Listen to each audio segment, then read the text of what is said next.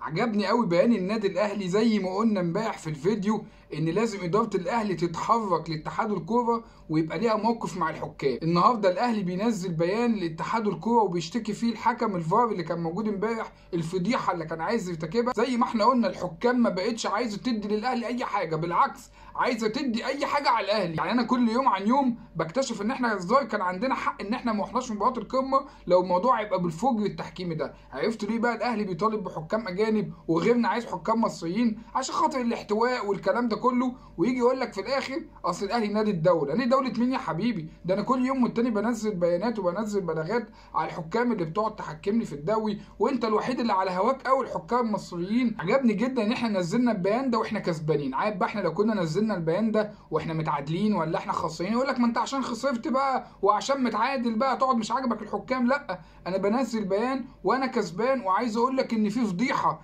يا جدعان، في توجه مش طبيعي من اول الدوري. يا عم الاهلي وحش، يا عم الاهلي لسه ما وصلش للفورمه، بس مش معقول اول ما اجي انا ابتدي اقوم تقوم انت جاي ضاغط عليا بالحكام، والناحيه الثانيه انت مقضيها احتواءات وما بتحسبش ضربات جزاء، ويرجع في الاخر يقول لك اصل مجهودنا ومعرقنا. بعرق مين يا ابو عرق؟ صباح الفل، ما كلها عفه اللي فيها. احنا بنلعب عند قناه زملكاويه، بنلعب مع اتحاد مصري زملكاوي، بنلعب مع وزير الشباب الرياضه زملكاوي، بنلعب مع منظومه كلها زملكاويه، وانت مش عايز للاهلي اللي يقوم. احنا بنلعب يا جماعه في وسط اجواء كلها زملكاويه، وده مش عيب ومش هيفرق بالنسبه لنا في حاجه، بس اديني حقي. مش اول ما اجي انا اقوم وافوق تقوم انت ضاغط عليا بالحكام، والناحيه الثانيه انت ما بتحكمش اي حاجه، ولا بتحكم ضربات جزاء، ولا بتطلع انذارات، ولا بتطلع طرد، ولا اي حاجه. باينه قوي يا جماعه، الموضوع بقى باين وواضح وضوح الشمس. يعني عجبني قوي في اداره الاهلي انها من بدري كده تبتدي تفوق للحاجات اللي بتحصل دي. ما نستناش بقى لحد نص الموسم ولا اخر الموسم ولا الكلام ده كله. من بدري كده تحط عينك على المشاكل فين